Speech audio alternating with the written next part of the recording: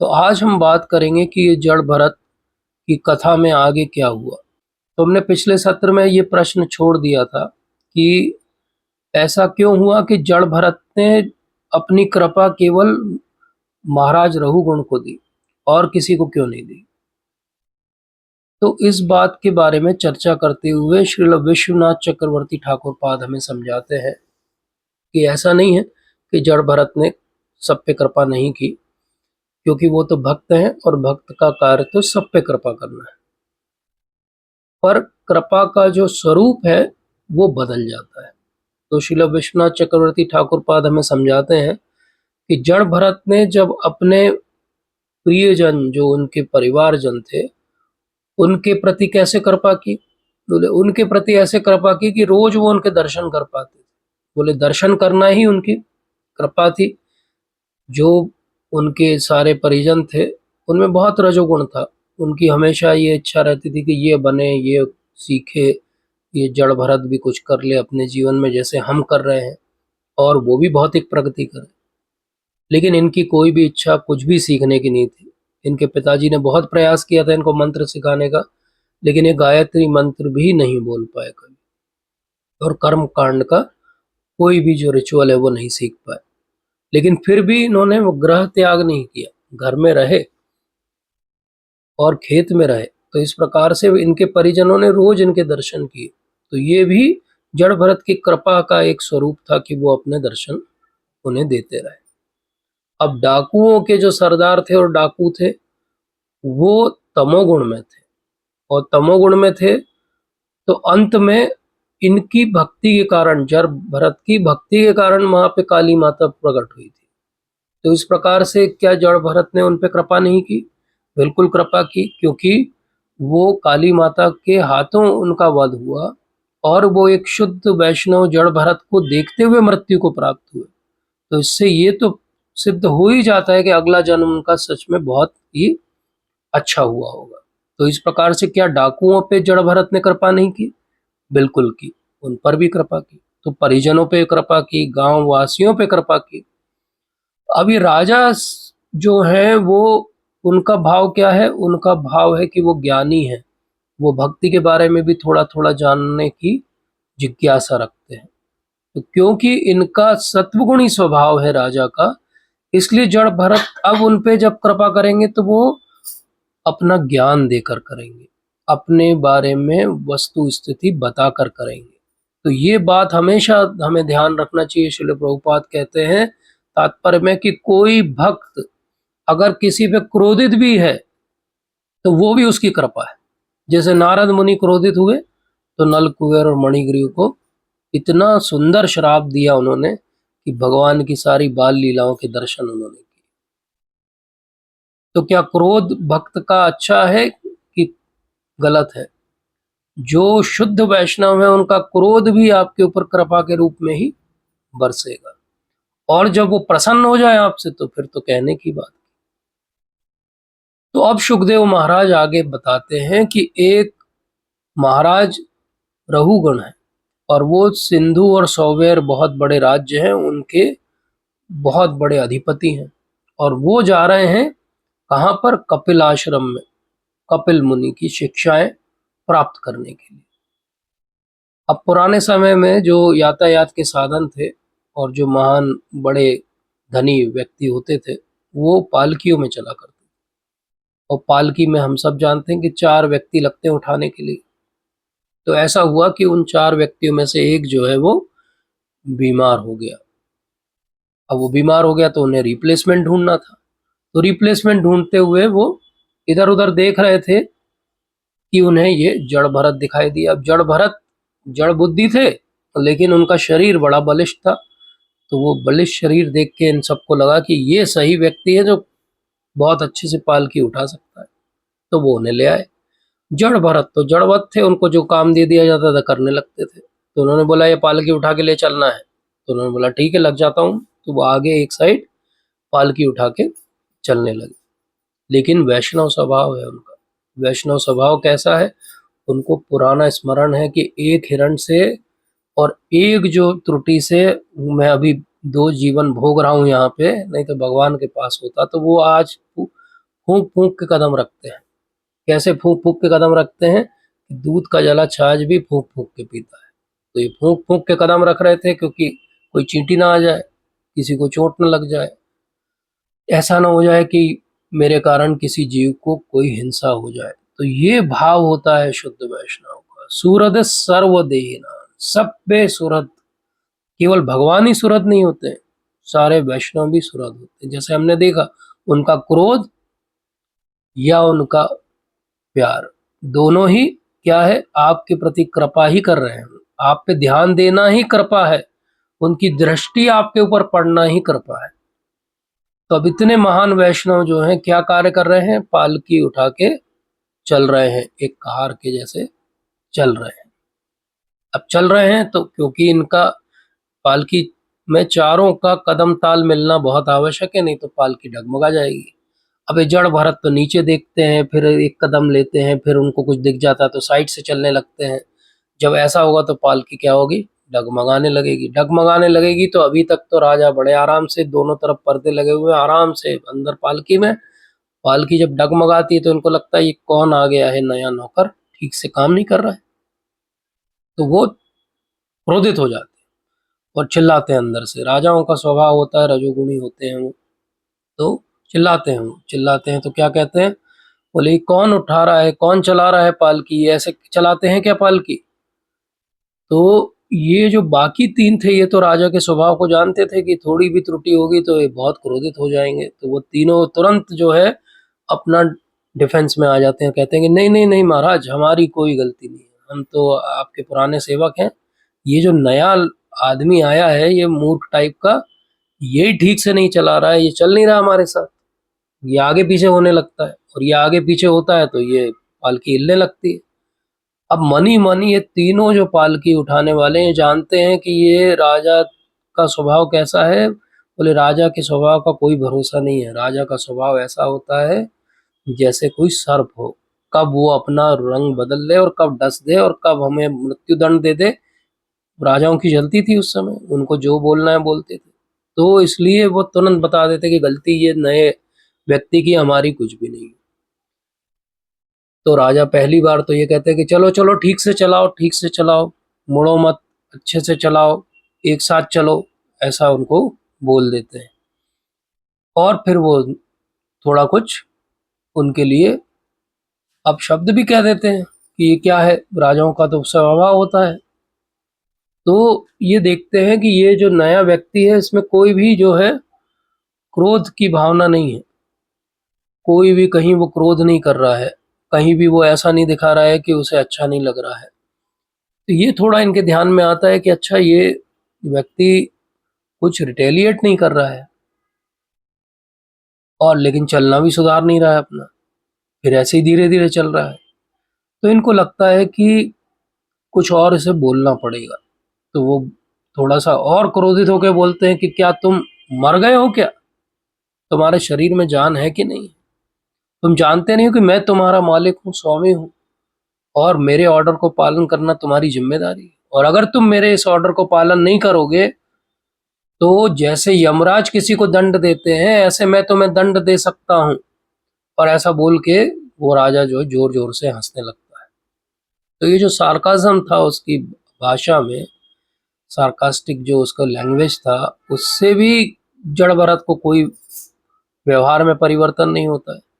और तब वो पर्दा हटा के देखते हैं कि कौन है ये व्यक्ति। तो जैसे ही वो देखते हैं कि ये तो व्यक्ति के चेहरे पे इतना तेज है, और वो महाराज थे, वो सब कुछ जानते थे। जब वो देखते हैं कि ये इनका शरीर इतना बलिष्ठ है, ये व्यवहार इनका जो है वो एक मूर्ख के समान है, लेकिन इनके चेहरे पे जो ब्रह्म तेज है, बोले ये तो झुटला नहीं सकता इस बात को कि ये बहुत ज्ञानी व्यक्ति है। और जब वो ये समझते हैं तो वो एक कल्चर्ड व्यक्ति भी है, उन्हें तुरंत समझ में आ जाता है कि ये तो मुझसे बहुत बड़ी मिस्टेक हो गई। इधर जड़ भरत के मन में क्या चल रहा है? उनको लग रहा है वो प्रे कर रहे हैं भगवान से कि भगवान अब ये भी मुझ पे क्रोधित हो रहा है। उधर वो डाकू थे, वो भी मेरे ऊपर क्रोधित हुए थे, तो उधर काली माता ने आके सबका गर्दन काट दिया था। बोले महाराज भगवान ऐसा कुछ यहाँ मत कर देना, ऐसा ना हो जाए कि राजा की गर्दन मेरे कारण कट जाए। तो वो उल्टी उस उनके लिए प्रे कर रहे हैं कि ये और कोई मेरे ऊपर आक्षेप न कर दे, मैं तो अपने ऊपर कंट्रोल किया हूँ, मैं तो कुछ नहीं करूँगा, लेकिन कहीं भगवान ऊपर से कुछ ना कर दें इसके लिए। तो वो उल्टा राजा के लिए प्रार्थना कर रहे हैं कि राजा को कुछ ना हो जाए, क्योंकि जड़ भरत जानते हैं कि अब उनको इस जीवन में प्रेम प्राप्त करना है भगवान का, इसलिए कोई मिस्टेक नहीं होने देना चाहते। ही इज वेरी केयरफुल, और इतने केयरफुल हैं कि वो प्रार्थना कर रहे हैं राजा के लिए कि कहीं भगवान ना आ जाए सामने प्रकट होके और उसके लिए कुछ कर ना दे। इतने में राजा के हृदय का भी परिवर्तन हो जाता है। वो कहते हैं कि कौन हो आप? तो वो जो जड़ भरत महाराज हैं वो कहते हैं कि देखो, जड़ भरत जब ये देखते हैं कि रघुगुण महाराज जो हैं वो बहुत ज़्यादा क्रोधित हैं, तो वो भगवान से प्रार्थना करने लगते हैं कि ऐसा ना हो कि भगवान कहीं इनके इस कृत्य पे क्रोधित हो जाएं और इनका वध कर दें। वो अपने बारे में नहीं सोच रहे, वो अपने बारे में ये भी नहीं सोच रहे हैं कि मेरा इतना जो है सबके सामने अपमान हो रहा है, और भी आसपास के लोग वहाँ खड़े हो जाते हैं, देखने लगते हैं क्या चल रहा है ये। तो इसलिए रघुगुण महाराज को जड़ भरत फिर उत्तर देना आरंभ करते हैं। वो कहते हैं कि आपने कहा मुझे कि मैं बहुत जो है थक गया हूँ या बहुत कमज़ोर हूँ। तो वो समझाना आरंभ करते हैं कि देखिए, ये किसी का शरीर कैसा दिखता है ये उसका केवल बाहर की उपाधि है। हर कोई वस्तुतः केवल आत्मा है। और बोले जैसे कि कोई भी घड़ा हो, उसके अंदर पानी हो, तो पानी जो है वो रियल है, और वो घड़ा भी रियल है, लेकिन घड़ा हमेशा नहीं रहेगा, लेकिन पानी हमेशा रहेगा। बोले ये कहना कि जगत जो है मिथ्या है, वो हम अगर स्पिरिचुअल लेवल पे पहुंच गए हैं तो हम कह सकते हैं कि जगत मिथ्या है, लेकिन वस्तुतः जो व्यक्ति यहाँ पर है उसके लिए जगत मिथ्या नहीं है। लेकिन जगत मिथ्या किस रूप में है कि जगत जो है वो शाश्वत नहीं है। तो इसलिए वो एक बहुत सुंदर उदाहरण देते हैं प्रभुपाद कि जैसे सपने में हम जब कुछ देखते हैं, तो सपने में हम जो कुछ देखते हैं हमें रियल दिखता है, लेकिन कब तक? जब तक हम सपने में रहते हैं। इसी प्रकार से संसार रियल दिखता है, लेकिन कब तक? जब तक हम इस संसार को सब कुछ अपना मानते हैं। जब हम ये समझ जाते हैं कि हम संसार से बाहर कुछ हैं, तो अपने आप जो है वो हमारी जितनी ये सारी उपाधियां हैं, हमारा राजा होना, हमारा किसी का सेवक होना, हमारा शरीर किसी का मोटा होना, किसी का पतला होना, ये सारे डेजिग्नेशन क्या हैं? जड़ भरत कहते हैं कि ये केवल टेम्पररी सर्कमस्टेंसेस हैं जो हमारे पुराने कर्मों के कारण आए। तो इसलिए भरत महाराज क्यों इस बात को याद कर पा रहे हैं और समझ पा रहे हैं? क्योंकि उन्होंने भी अपने पिछले 2 जन्म यही चीज़ समझने में बिताए। जब उन्होंने सब कुछ त्याग दिया था और सब कुछ त्याग के वो जंगल में चले गए थे, तब भी वो एक उपाधि उनकी आखिरी में उनके लिए कष्ट का कारण बन गई। और वो उपाधि क्या थी उनकी? वो उपाधि थी कि वो एक छोटा-सा हिरण का शावक था, उसकी देखभाल करने की उपाधि। तो इसलिए वो स्वयं अपने जन्म और अपने जीवन के अनुभवों से जानते हैं कि ये डेजिग्नेशन जो है यही प्रॉब्लम का कारण बने। तो जब रघुगुण महाराज ऐसा सुनते हैं तो वो एकदम, उनका मुंह खुला का खुला रह जाता। बोले ये कौन व्यक्ति है? दिखता तो है कि ये ऐसा ही कोई मंदबुद्धि व्यक्ति है, बात लेकिन बिल्कुल एक बहुत बड़े ज्ञानी फिलोसोफर की जैसे करता है। और दूसरी बात क्या है? बोले इसने अभी तक अपना परिचय नहीं दिया है। तो वो तुरंत पूछते हैं कि बोले आप कौन हो? बोले इन लोगों ने बताया कि आपको जड़ कहते हैं, आपको जड़ भरत कहते हैं। बोले लेकिन मुझे तो आप जड़वत नहीं लगते, मुझे तो लगता है कि आप बहुत ज्ञानी हो, और आपसे जैसा ज्ञानी व्यक्ति मैंने देखा नहीं। बोले मैं तो वहाँ कपिल आश्रम में ज्ञान प्राप्त करने जा रहा हूँ। क्या आप वही हो क्या? क्या आप उन्हीं के कोई अनुयायी हो? आपके पास इतना ज्ञान कैसे? और फिर राजा को अपनी पुरानी पढ़ी हुई बातें याद आती है। उन्हें याद आता है कि एक वैष्णव के प्रति अगर अपराध हो जाए, तो बोले भगवान उसको कभी भी क्षमा नहीं करते। बोले आप तो महान वैष्णव हो, आपके प्रति मैंने अपराध कर दिया है, अब कैसे होगा? मैं इसका प्रायश्चित क्या करूँगा? तो वो तुरंत अपनी पालकी से कूदते हैं और इनके चरण में गिर जाते हैं और कहते हैं कि आप मुझे क्षमा कर दीजिए। आप बहुत महान वैष्णव हैं, और मेरा बहुत बड़ा ये एक ऐसा कृत्य हो गया में आप मुझे क्षमा करेंगे तो ही बात आगे बढ़ पाएगी। तो बात ये उठती है कि एक तरफ तो जड़ भरत किसी से कुछ नहीं कहते थे, तो यहाँ रघुगुण ने जब उनको इंस्टिगेट किया तो वो क्यों बोलने लगे? क्या ऐसा हुआ कि रघुगुण की बातें उनको चुभ गई और वो अपनी आइडेंटिटी बताने लगे? वो कहने लगे कि मैं एक सेल्फ रियलाइज पर्सन हूँ। क्या ऐसा हुआ? तो ऐसा नहीं है। जड़ भरत ने देखा कि महाराज हैं, रघुगुण हैं, ये राजा हैं और अपने प्रारब्धों के कारण इतने बड़े राजा बने हैं। बोले जब इतने अच्छे प्रारब्ध इनके रहे हैं कि राजा बने हैं तो अब इनको भक्ति भी मिलना चाहिए, तो इसलिए भक्ति का ज्ञान मैं इनको दूंगा। और दूसरा, जड़ भरत के अंदर बहुत विनम्रता है, तो उन्होंने जो कुछ इनके प्रति कहा गया उसका कुछ भी बुरा नहीं माना। उन्होंने क्या सोचा कि ये जो कुछ मेरे साथ हो रहा है ये तो मेरे पुराने कर्म है। तो जहां उन्होंने रघुगुण के लिए सोचा कि पुराने कर्मों के कारण उनको इतना अच्छा शरीर और उपाधियां मिली हैं और इसलिए वो भक्ति प्राप्त करने के अधिकारी बन गए हैं, वहीं उन्होंने इधर इनके लिए ये सोचा कि मैं भी अपना पुराने कर्मों के कारण ही ये जो मेरा ऊपर आक्षेप लग रहे हैं ये मैं सहन कर रहा हूँ। तो वहां पे बहुत सुंदर एक श्लोक आता है। वो कहते हैं राजा की, नाहम विशंके सुरराज वज्रन, न रक्षक शूलन न यमस्य दंडा, नाग्नि अर्का सोम अनिल वित्पश्चत्र, शंके भस्म ब्रह्म कुवल मनात। तो वो कहते हैं कि मैं राजा इंद्र अगर अपना वज्र लेके आ जाए तो मैं उनसे भी नहीं डरता। मैं भगवान शिव अपना त्रिशूल लेके आ जाए मैं उनसे भी नहीं डरता।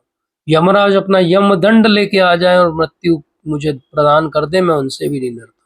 मैं अग्नि से भी नहीं डरता हूँ, मैं सूर्य चंद्र से भी नहीं डरता हूँ, मैं कुबेर के पास जो बहुत सारे दिव्य अस्त्र हैं उनसे भी नहीं डरता हूँ। मैं एक ही बात से डरता हूँ कि मेरे हाथ से किसी ब्राह्मण के प्रति अपराध नहीं होना चाहिए। और ये हमारे लिए भी बहुत महत्वपूर्ण श्लोक है। अगर इस पूरे सत्र में कोई श्लोक महत्वपूर्ण है हमारे लिए तो वो यही वाला है। क्यों ये महत्वपूर्ण श्लोक है? क्योंकि इस श्लोक में जो वैष्णवों के प्रति अपराध है उसका कितना भारी दंड होता है वो समझ में आता है। कि बाकी किसी भी प्रकार से, चाहे इंद्र के वज्र से, चाहे त्रिशूल से, शिव जी के या यमराज के दंड से हमारा शरीर नष्ट हो जाएगा, लेकिन हमें ये चांस हमेशा रहेगा कि अगला जन्म हमें मनुष्य का मिल सकता है। लेकिन अगर वैष्णव के प्रति अपराध हो गया तो बहुत बड़ा अपराध हो गया। उसके बाद तो अगला जन्म क्या मिलेगा वो किसी को भी नहीं पता है। इसलिए अब रघुगुण समझ जाते हैं कि मैं वहां इतनी दूर क्यों जा रहा हूँ, यहाँ से मुझे इनसे ज्ञान मिल सकता है।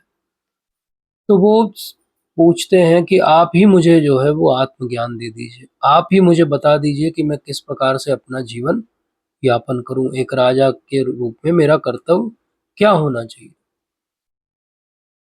तो जड़ भरत कहते हैं कि आपने अभी अभी कहा कि थक गए हो तुम, बहुत चल लिए होंगे, जबकि उन्होंने सार्कास्टिकली कहा था क्योंकि अभी अभी तो उन्होंने पालकी उठाई थी, थोड़े कदम चले थे वो, तो ये उन्होंने सार्कास्टिकली कहा था। लेकिन अब जड़ भरत उसको कैसे स्पिरिचुअली आंसर करते हैं? वो कहते हैं कि जो ये थकना है ये सब कैसा है? बोले ये थकना शरीर का होता है, थकना कभी भी आत्मा का नहीं होता। आत्मा कभी नहीं थकती है, आत्मा हमेशा एक्टिव रहती है। और एक वो बहुत सुंदर उसके लिए उपमा देते हैं। वो कहते हैं कि जैसे कोई एक पात्र लिया जाए, उसमें पानी डाला जाए, चावल डाले जाए और उन्हें गर्म किया जाए। धीरे धीरे जब पानी गर्म होता है, उबलता है, तो वो जो चावल है वो पक जाते हैं, जबकि टेक्निकली उन चावल का उस अग्नि के साथ में कोई सीधा संपर्क नहीं है। बोले इसी प्रकार से ये शरीर थकता है, और क्योंकि आत्मा अपने आप को इस शरीर का हिस्सा समझती है, इसलिए ऐसा आत्मा को भी लगने लगता है कि वो थक गई है। जैसे वो चावल पक जाता है, चाहे वो अग्नि के संपर्क में डायरेक्टली नहीं है।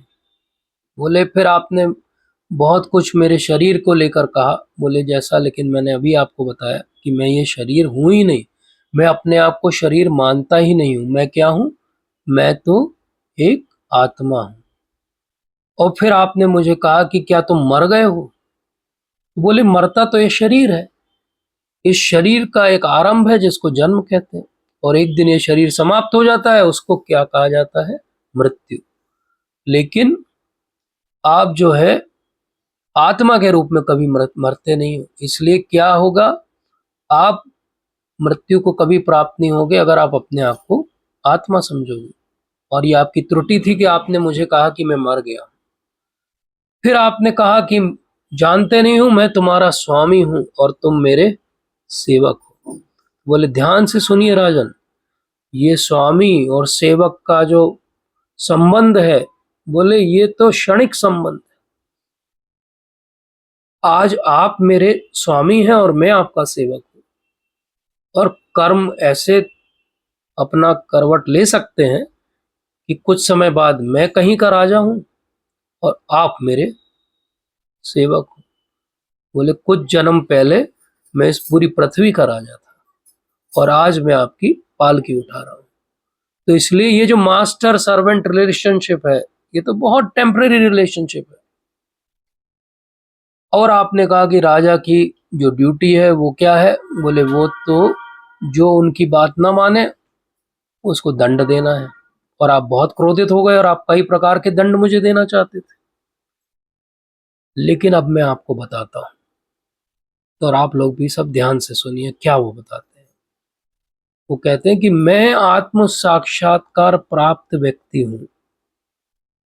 आप अगर मुझे दंड भी दोगे तो मेरे शरीर को दंड दे पाओगे, और मैं तो अपने आप को शरीर मानता ही नहीं हूं। और मान लीजिए एक बार हम मान लें कि मैं एक मूर्ख जड़ व्यक्ति हूं, और अगर मैं जड़ व्यक्ति हूं तो मुझे कोई दंड का वैसे भी क्या अनुभव होने वाला है? मेरे लिए तो सब कुछ जड़वत है। तो आप कोई दंड भी देंगे तो वो भी मेरे ऊपर कुछ असर नहीं लगाएगा। तो इस प्रकार से बहुत लॉजिकली जड़ भरत महाराज एक एक करके महाराज रघुगुण ने जो जो उनको आक्षेप लगाए थे उनके इतने फिलोसॉफिकल आंसर देते हैं कि महाराज फिर से उनके चरणों में गिर जाते हैं। और जड़ भरत कैसे? जड़ भरत फिर से झुकते हैं नीचे और पालकी को फिर से उठा लेते हैं। बोले चलें अब आगे। तो महाराज उनके चरण पकड़ के बोलते हैं कि आपके जैसा ज्ञानी मैंने अपने जीवन में नहीं देखा है। अब मैं ये कैसे अपराध कर लूंगा कि मैं कहूंगा कि हाँ चलें अब आप मेरी पालकी उठाइए। बोले अब आप तो मुझे और ज्ञान दीजिए। तो जब वो इस प्रकार से अपने आप को शरणागत कर देते हैं तो जड़ भरत महाराज उन्हें फिर अल्टीमेट नॉलेज देते हैं। और आगे के 3 chapters, they are the one of the most beautiful chapters of Bhagavat. अगर किसी को सच में अपने जीवन में कुछ उतारने लायक सीखना हो तो ये 3 अध्यायों को बार बार पढ़ना चाहिए। तो अब क्या होता है? अब जब जड़ भरत के सामने महाराज बिल्कुल शरणागत हो गए हैं तो वो पहली बात कहते हैं, क्या कहते हैं? कि तुम बिल्कुल भी एक्सपीरियंस नहीं हो राजन, तुमको कुछ भी नहीं पता है।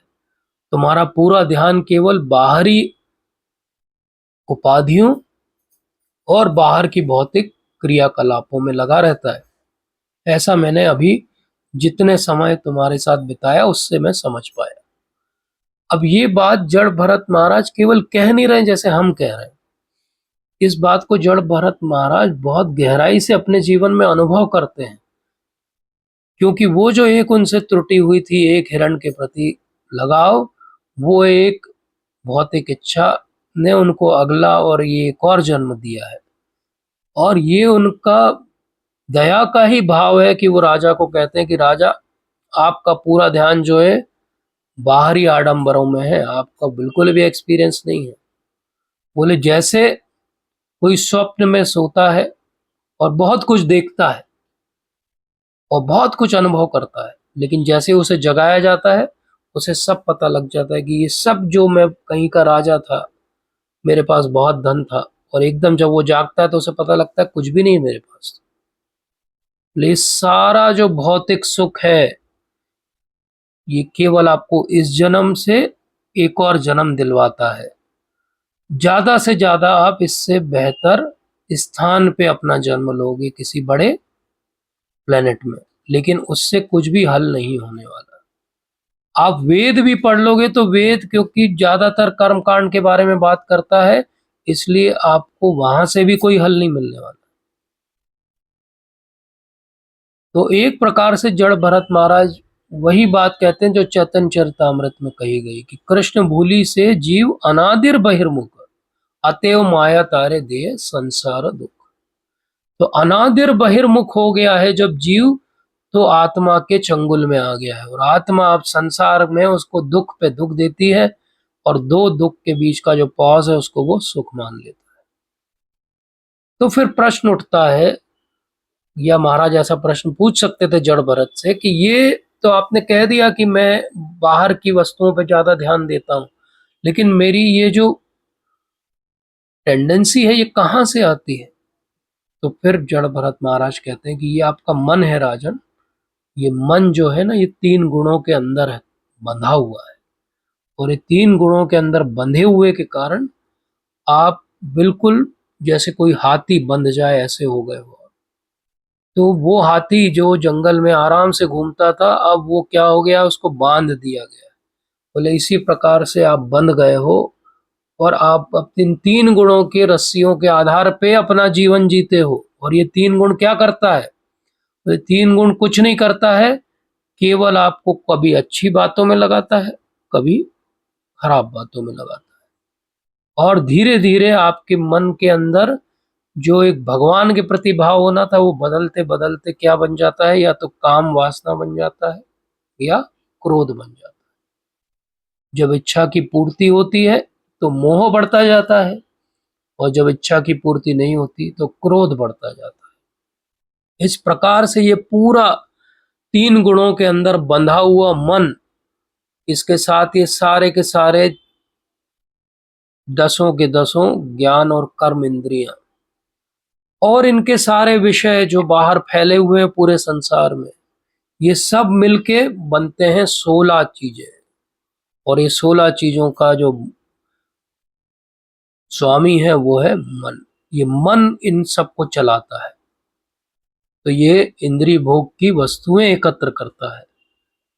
ये इस शरीर से और अच्छा शरीर पाने के लिए कर्म कांड के बहुत सारे विधि विधान करता है। और इस प्रकार से मन क्या करता है? आपका मन ही आपको कभी सुख देता है और कभी दुख देता है। ये मन ही है जो पूरी तरीके से आपको मद और मात्सर्य में डाल देता है। और ये जो आत्मा है ये क्या करती है? ये आत्मा क्योंकि शरीर के साथ अपने आप को देखती है, तो इस मन के साथ भी देखती है। और ये जो कंडीशनड सोल है, ये इसी प्रकार से यहाँ भटकती रहती है। एक जीवात्मा अपना शरीर त्याग के वो आत्मा जो है वो किसी और शरीर, किसी और योनि में चली जाती है। इस प्रकार से 84 लाख योनियों में ये मन आपको भटकाता रहता है। ये मन दो प्रकार का होता है राजन।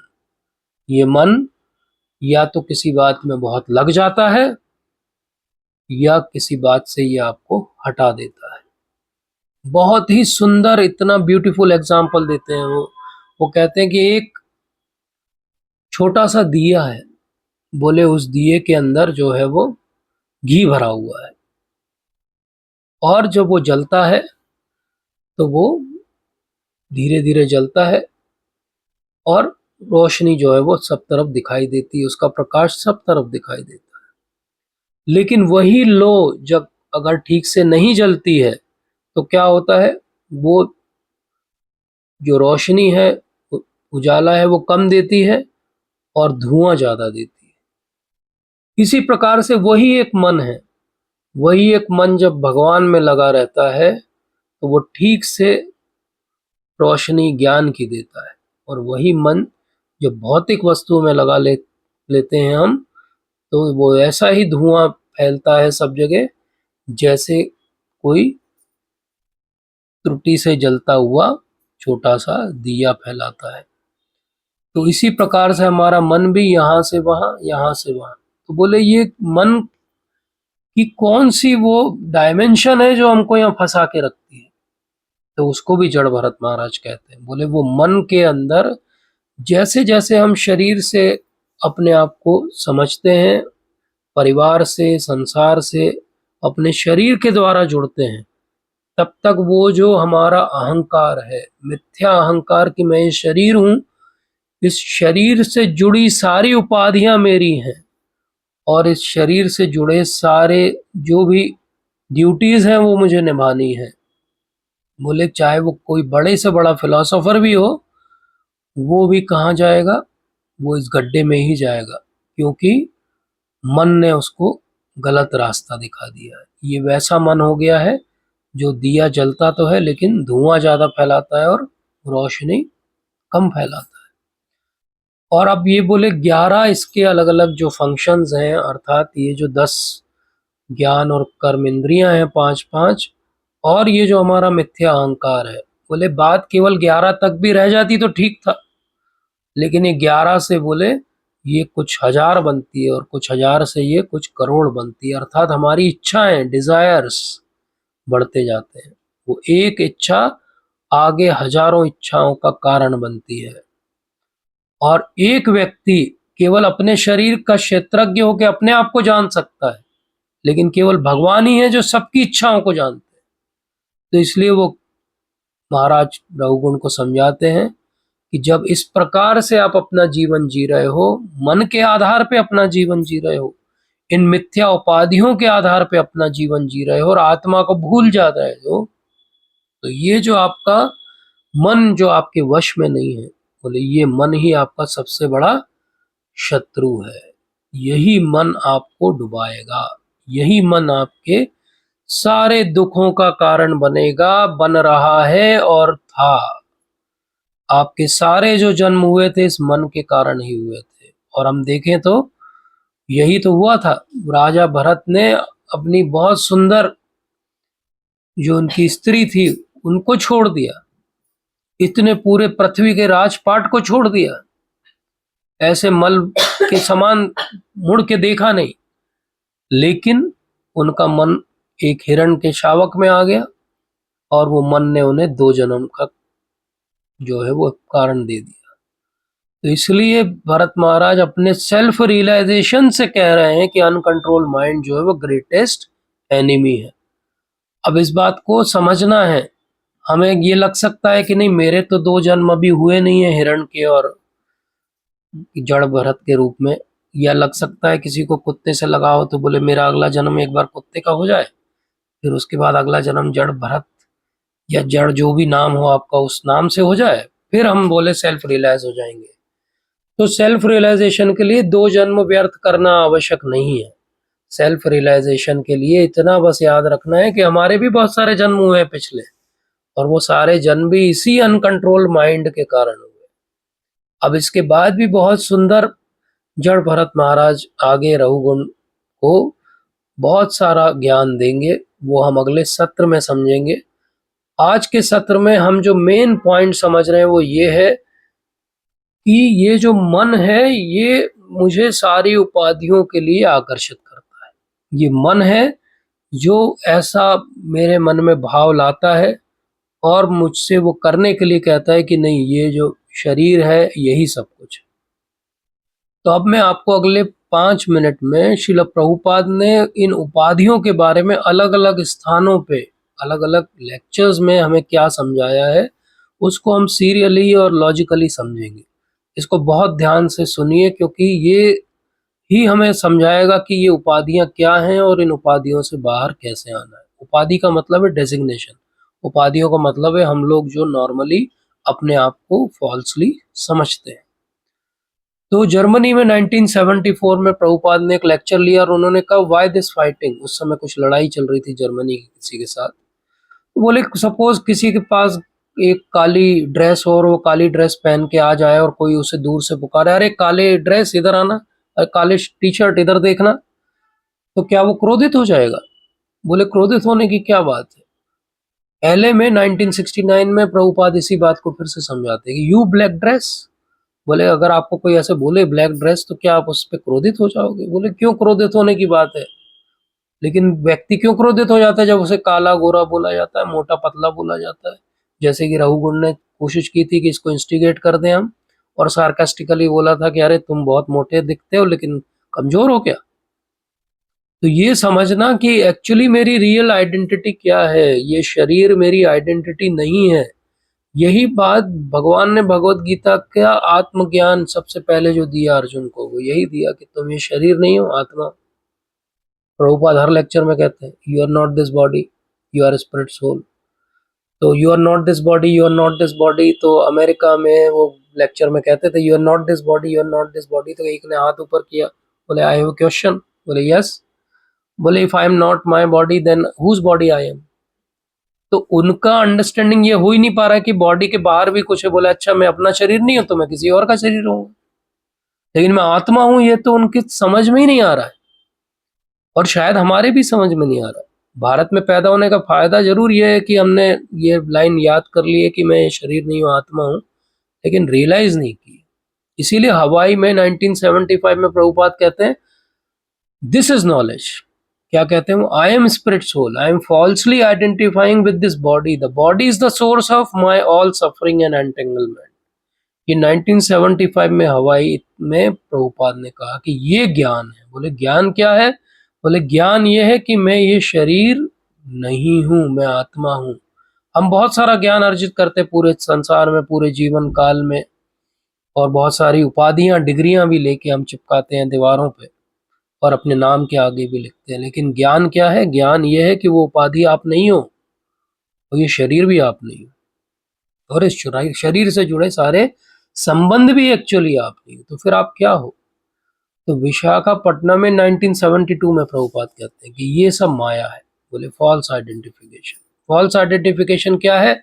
फॉल्स आइडेंटिफिकेशन के अलग अलग कैटेगरी है। एक कैटेगरी है कि मैं ये शरीर हूँ, एक कैटेगरी है कि ये समाज, ये संसार, ये सब मेरा है या मेरे एंजॉयमेंट के लिए।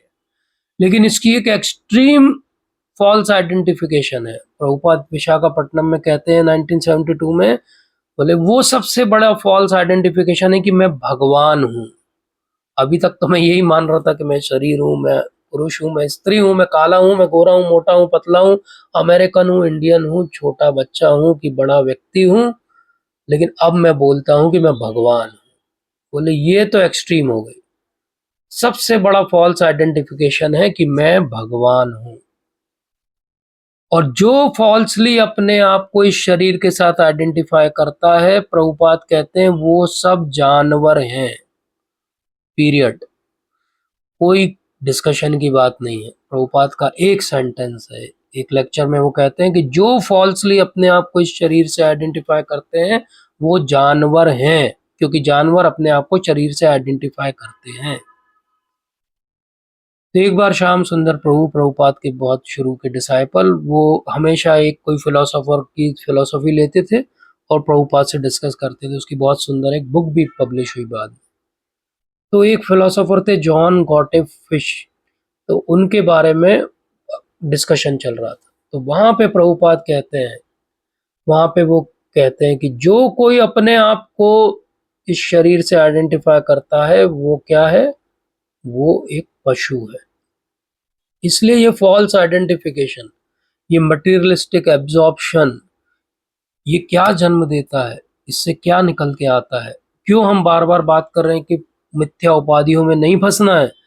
क्योंकि इससे दो बड़े प्रॉब्लम्स होते हैं। एक प्रॉब्लम, जैसे ही आप शरीर से अपने आप को आइडेंटिफाई करते हो, शरीर तो एक दिन समाप्त हो जाएगा, शरीर से जुड़ी उपाधि भी उसी दिन समाप्त हो जाएगी।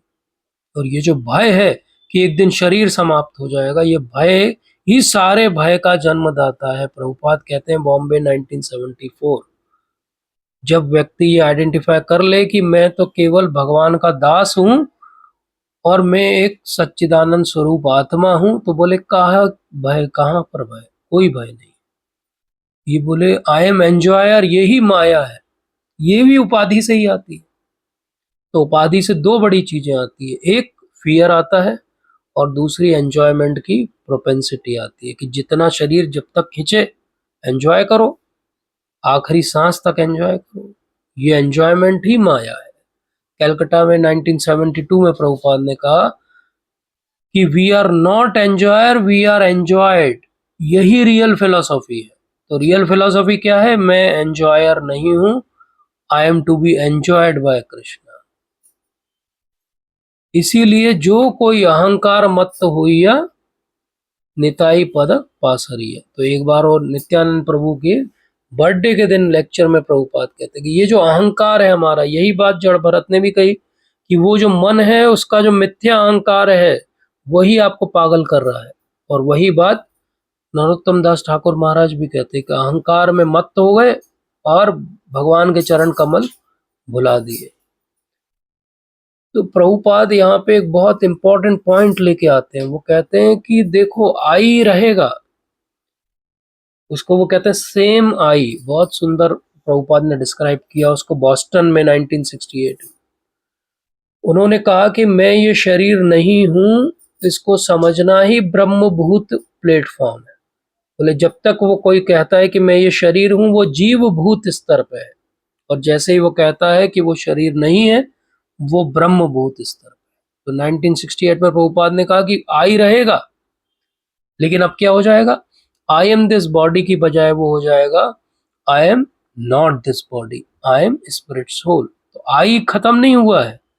हम मायावादी नहीं है कि आई खत्म हो जाएगी, मेरी आइडेंटिटी खत्म हो जाएगी। आइडेंटिटी रहेगी। रियल आइडेंटिटी क्या है? रियल आइडेंटिटी है कि मैं ये शरीर नहीं हूं, मैं एक आत्मा हूं। इसलिए जो भुक्ति मुक्ति सिद्धि कामी है वो हमेशा अशांत रहते हैं, क्योंकि उनको हमेशा भय है। जो भोगना चाहता है उसको भय है कि एक दिन शरीर समाप्त हो जाएगा। जो मुक्ति का आकांक्षी है, जो सिद्धियां प्राप्त करना चाहता है, जो कामी है, वो भी अशांत है, क्योंकि उसकी भी लिमिटेशन है। लेकिन केवल जो भगवान का भक्त है वो शांत है। क्यों वो शांत है? क्योंकि अन्य अभिलाषितम शून्यम ज्ञान कर्म आदि अनावृतम। ये ज्ञान कर्म की उपाधियों को छोड़ना ही भक्ति है। भक्ति की डेफिनेशन ही यही है। सर्वधर्मान परित्यज्य माम एकाम शरणम व्रज। तो सर्वधर्मान परित्यज्य, परित्यज्य मतलब छोड़ना। क्या छोड़ना? यही मिथ्या उपाधियों को छोड़ना ही भक्ति है। तो सवे पुंसा परो धर्मो यथो भक्ति रधोक्षचे अहेतु की अप्रतिहता ययात्मा सुप्रसिद्ध। अहेतु की भक्ति अर्थात अगेन आप अपने लिए भक्ति नहीं कर रहे हो, अप्रतिहता। तो फिर क्या हो गया? यहां भी तो यही बात आ गई कि ययात्मा सुप्रसिद्धति। कौन सेटिस्फाइड है? जिसने इस तरीके से भक्ति कर दी है। और भगवान भी भगवत गीता में भी ये बात कह चुके, माम च अव्यभिचारिणी भक्ति योगेन सेवते। अव्यभिचारिणी, अव्यभिचारिणी भक्ति क्या होती है? प्योर भक्ति। प्योर भक्ति क्या है? मैं ये शरीर नहीं हूं, मैं आत्मा हूं और मेरा भगवान के साथ संबंध है। तो इसलिए ये बात को याद रखना बहुत आवश्यक है कि प्रभुपाद बहुत सुंदर तरीके से इसको नेक्टर ऑफ डिवोशन पे एक उन्होंने लेक्चर लिया था। आप सब लोग इस लेक्चर को सुनिए, अगर अक्टूबर 28, 1972। उसमें वो कहते हैं कि मुक्तिर हित्वा अन्यथा रूपम स्वरूपेन व्यवस्थित। बोले because we are designated we have got this body. Designation, ये डेजिग्नेशन हमने चुना था। भगवान ने ये वाला शरीर हमें नहीं दिया था। भगवान ने तो हमें दिव्य स्वरूप दिया था, ये बॉडी हमने चूज की थी। इसलिए इस शरीर को छोड़ना ही भक्ति है। सर्व उपाधि विनिर्मुक्तम तत्प्रवत्तेन निर्मलम। सारी उपाधियां छोड़ना और निर्मल हो जाना। सर्व उपाधि विनिर्मुक्तम, free of all kind of material designation और free from all desire except the desire to render service to supreme personality of God. तत्प्रवत्तेन, केवल एक पर्पस। क्या पर्पस है वो? ऋषिकेन ऋषिकेश सेवनम भक्ति उच्यते। ये उच्च कोटि की भक्ति, अपनी इंद्रियों को इंद्रियों के स्वामी की सेवा में लगाना। अब हमारी मिस्टेक क्या है? हम अपनी इंद्रियों को अपने आप को स्वामी समझ के अपनी सेवा में लगा लेते हैं। इसलिए बार बार आप महाराज का लेक्चर सुनेंगे, लगभग हर लेक्चर में आप सुनेंगे ऋषिकेन सेवनम भक्ति उच्यते। क्यों वो बार बार कहते हैं ऋषिकेन ऋषिकेश सेवनम भक्ति उच्यते? क्योंकि यही क्रक्स है। जिस दिन हम ये रियलाइज कर लेंगे सर्व उपाधि विनिर्मुक्तम तत्प्रवत्तेन निर्मलम, तो बाकी किसी तरह से हम निर्मल नहीं हो सकते। हम हजारों लेक्चर सुन ले, हम हजारों बार भक्ति कि बहुत सारे विधि विधान का पालन कर लें, हम कई करोड़ों माला कर लें, लेकिन जब तक हम सर्व उपाधि विनिर्मुक्तम नहीं हुए और जब तक हमने अपनी इंद्रियों को भगवान की सेवा में नहीं लगाया, भक्ति आरंभ भी नहीं। तो इसलिए कदम कानन स्वामी महाराज एक लेक्चर में बहुत सुंदर बात कहते हैं। वो कहते हैं कि ये हमारी जितनी फॉल्स आइडेंटिटीज है ना, ये बहुत बार वैदिक लिटरेचर पढ़ोगे तब भी समाप्त नहीं होंगी, क्योंकि वैदिक लिटरेचर का भी एक बड़ा हिस्सा कर्मकांड है जहाँ इसी फॉल्स आइडेंटिटी का पोषण किया जा रहा है। बोले पूरे कल्चर का हिस्सा है कि आप फॉल्स आइडेंटिटी में पड़े रहते हो, पूरा संसार इसी प्रकार से चल रहा है। इसलिए भक्त बनने का मतलब क्या है, बहुत डीप हमको बात में जाना पड़ेगा। और जो अभी तक रुके हुए हैं और जो अभी तक सुन रहे हैं, उनके लिए मैं थोड़ा सा 5 मिनट कुछ और डीपर कॉन्सेप्ट देता हूँ कि ये सर्व उपाधि विनिर्मुक्तम क्या है। कई बार हमको लगता है हम इस्कॉन में आ गए, हमने तिलक धारण कर लिया, धोती कुर्ता पहन लिया, यही सर्व उपाधि विनिर्मुक्तम है क्या? बोले अब हम प्रचार भी करते हैं, लोगों को बताते भी हैं, और हम बोले बढ़िया एकदम फैनेटिक बन गए हैं, अब बिल्कुल हम फैनेटिसिज्म सब जगह फैला रहे हैं। बस ये देखिए, ये सफ़र कर रहा है अपने पुराने कर्मों के कारण, ये व्यक्ति जो है मुश्किल में है क्योंकि इसने अच्छा नहीं किया भक्तों के लिए, ये परेशानी में है क्योंकि इसको तो सफ़र करना ही था, हमने पहले ही प्रेडिक्ट कर दिया था। तो ये क्या हो गया, हम फैनेटिक बन गए। हमने एक्चुअली भाव भक्ति का पकड़ा ही नहीं है, हम क्या करने लगे, कॉपी कैट बन गए, कॉपी कैट भक्त। अब प्रोग्राम्ड हो गए, हम प्रोग्राम रोबोट की तरह सोचते हैं, और प्रोग्राम रोबोट की तरह हम वो 8-10 हमारे लाइनें याद कर ली जो सबको सुना सुना के भक्ति देते रहते हैं और सबको सिखाते रहते हैं, देखो 4 नियम पालन करो, देखो किसी और की पूजा मत करो, देखो ये मत करो, देखो वो मत करो। लेकिन अगर हम अपने अंदर झांके तो ऐसा तो नहीं हुआ कि हमने वो पुरानी उपाधियां अपनी जो सो कॉल्ड छोड़ी हैं, उन्हीं उपाधियों के आसपास हमने एक अपनी नई उपाधि बना ली कि मैं बहुत बड़ा महान भक्त हूँ और सब मुझे सुने और सब मेरे बारे में अच्छी अच्छी बातें करें। कहीं ऐसा तो नहीं हुआ कि ये हमारा मन ही है जो हमको ऐसा लगा रहा है कि हम भक्ति कर रहे हैं, लेकिन एक्चुअली हम भक्ति नहीं कर रहे? क्योंकि भक्ति की शुरुआत तो उपाधियों को छोड़ने से होती है, और क्या उपाधि हमसे छूटी है, या हमने अपनी उन उपाधियों में एक उपाधि और जोड़ ली है और वो भक्त की उपाधि है। तो इसलिए ये समझना कि ये शरीर में नहीं हूँ, यहीं से भक्ति आरंभ हुई थी, अर्जुन की भी यहीं से सबकी भक्ति आरंभ होती है, नारद मुनि की भी यहीं से हुई थी, और हमारी भी भक्ति यहीं से आरंभ होगी कि मैं शरीर नहीं हूँ। इस पे सबसे ज्यादा कार्य करना चाहिए। आजकल बहुत ट्रेंड में है, बहुत बहुत भाव की बातें करना, बहुत महान भक्तों की बातें करना, सब करना चाहिए, लेकिन मेन काम करना चाहिए कि मैं ये शरीर नहीं हूँ। क्या ये मैंने रियलाइज कर लिया? क्या मैंने रियलाइज कर लिया कि ये शरीर एक्चुअली मैनिक्विन टाइप का है, जो बड़े बड़े ऐसे शोरूम्स में लगा रहता है, और कभी कभी इतना सुंदर मैनिक्यूर रहते हैं कि बिल्कुल असली दिखते हैं, और हो सकता है थोड़े समय बाद साइंस ऐसे रोबोट्स बना ले जो बिल्कुल आदमी जैसे दिखे। तो ये समझना कि मैं ये शरीर नहीं हूँ बहुत डीपर बात है, क्योंकि बहुत गहराई से हमने कई करोड़ों जन्मों में अपने आप को ये माना है कि मैं ये शरीर हूँ, इसलिए वो छूटेगा नहीं इतना जल्दी। तो ऐसा नहीं कि 4 बार हमने सुना तो हम छूट गया हमारा शरीर, ऐसा होता नहीं है।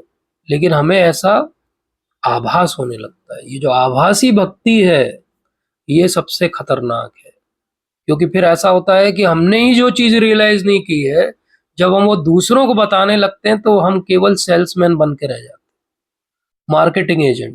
बोले इस्कॉन के मार्केटिंग एजेंट आए हैं, आपको इस्कॉन के बारे में बताएंगे, उन्होंने खुद कुछ रियलाइज नहीं किया।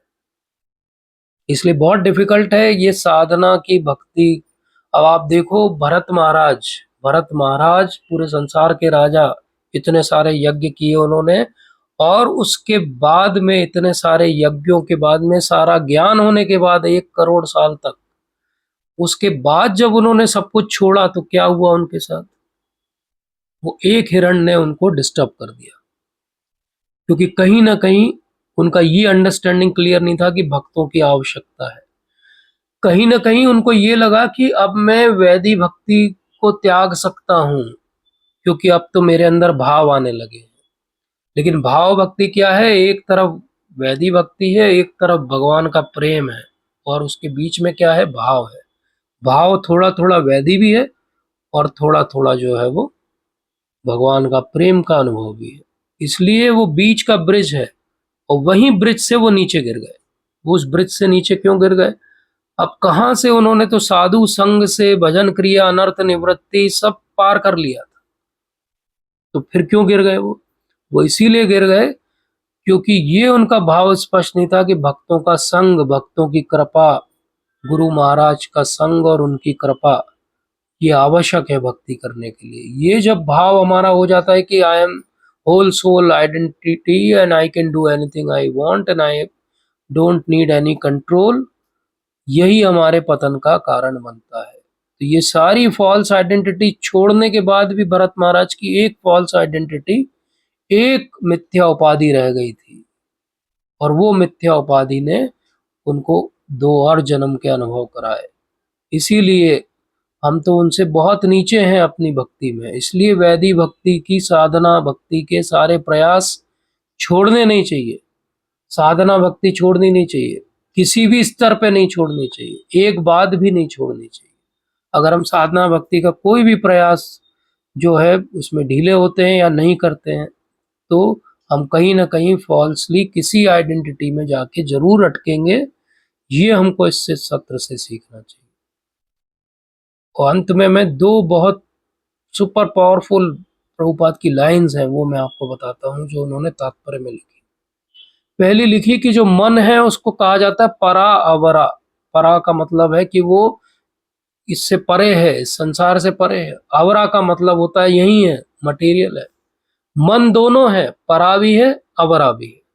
अब आप डिसाइड कर लो कि आपको आपका मन परा रखना है कि अवरा रखना है। वो मन जो सवे मना कृष्ण पदार विंदयो, जो मन भगवान के चरण में है, उनके चरण में है, वो परा है। और जो जो भौतिक इच्छाओं में है वो अवरा है। इसलिए मन को कंट्रोल करना पड़ेगा।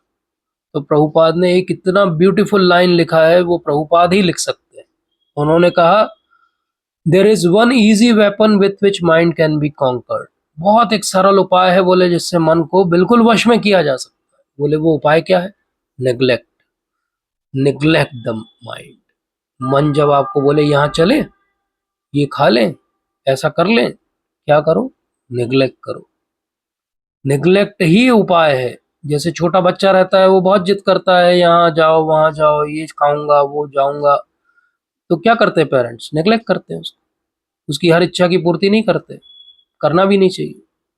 इसी प्रकार से मन की इच्छा की पूर्ति भी नहीं करना चाहिए। मन में बहुत सारी तरंगे उठेंगी, लेकिन neglect. There is one easy weapon with which mind can be conquered and that is neglect.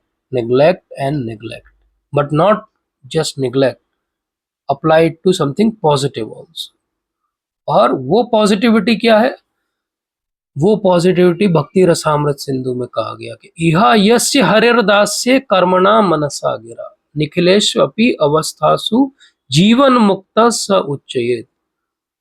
हमारे राधा गोपीनाथ प्रभु जी का बहुत प्रिय श्लोक है, बार बार इस बात को समझाते हैं सबको कि इहा यस्य हरिर्दास्य कर्मणा मनसा गिरा। कर्म से, मन से, हर तरह से जो है क्या करो? हरि के दास बन जाओ, तभी जीवन मुक्त हो पाओगे, तभी मन को कंट्रोल कर पाओगे, तभी सर्व उपाधि विनिर्मुक्तम प्राप्त कर पाओगे। सर्व उपाधियां छोड़ने का उपाय एक ही है, और वो है कि किसी प्रकार से मन को ये समझाना कि मैं ये शरीर नहीं हूं, मैं क्या हूं? मैं एक आत्मा हूं। और उस आत्मा का स्वरूप क्या है? सच्चिदानंद है। और उसका कार्य क्या है? भगवान की सेवा में अपने आप को नियुक्त करना। तो आप सबका बहुत बहुत धन्यवाद।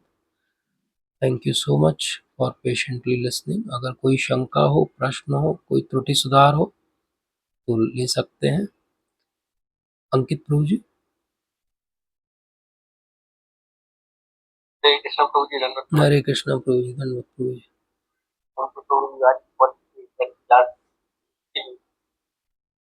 हाँ, मैं डिस्क्लेमर देना भूल गया कि today's class will be heavy. वो मुझे पहले दे देना था। तो कुछ लोग लॉग आउट हो जाते हैं। बहुत बहुत ही अच्छा प्रभु जी, बहुत क्या है समझने लगते हैं ना, बहुत बड़े भक्त हो गए और वो भूल जाते हैं। आपने पहले भी एक बार याद दिलाया था कि जड़ भरत वाली जो पास टाइम है वो बहुत ज्यादा कॉशियस करने वाला पास यस, टाइम है।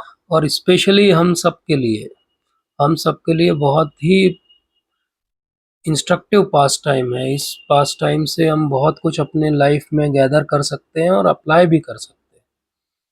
तो इसलिए हमको इसको बार बार मनन करना चाहिए, बार बार सोचना चाहिए। प्रभुपाद के तात्पर्य इस पूरे दोनों तीनों चैप्टर्स के पावरफुल बहुत ही पावरफुल। जो भी हमने आज विचार किया इस टॉपिक पर, वो पूरा केवल प्रभुपाद के तात्पर्य और प्रभुपाद के जो लेक्चर मैंने आपको कोट किए वो थे। तो ये बहुत बड़ा स्टार्टिंग पॉइंट भी है भक्ति का कि हम सर्व उपाधि में निर्मुक्त हो पाए। तो इसलिए वो स्टार्टिंग पॉइंट को अच्छे से रियलाइज करके समझना ही आगे, नहीं तो फॉल्सली लगने लगता है कि सहजिया हो जाता है व्यक्ति, उसे लगने लगता है अरे भक्ति क्या है, कुछ नहीं है, डांस करो। भक्ति क्या है, थोड़ा इधर उधर सोशलाइज करो। भक्ति क्या है, थोड़ा बहुत पढ़ लो, दो चार श्लोक याद करके सुनाते रहो, यही भक्ति है। भक्ति क्या है बोले, समय के साथ में अपने आप ही वरिष्ठ भक्त बन जाऊंगा, कुछ करने की आवश्यकता ही नहीं है। ये बड़ी फॉल्स अंडरस्टैंडिंग है, तो हम सबको बच के रहना है।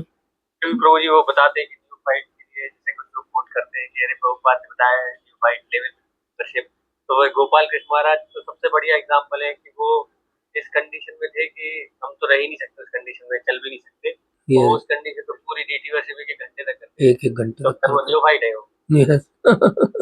इसलिए ये समझना कि वैदिक भक्ति के सारे अंग अंत तक आपको करने हैं।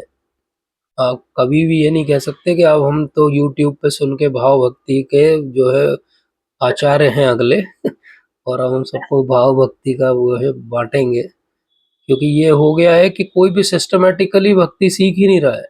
ये बड़ी अनफॉर्चुनेट बात है, क्योंकि सोशल मीडिया पे रैंडमली हम सुनते हैं, कभी कुछ सुन लेते हैं तो वो अच्छा लगता है तो उन्हीं को सुनने लगते हैं।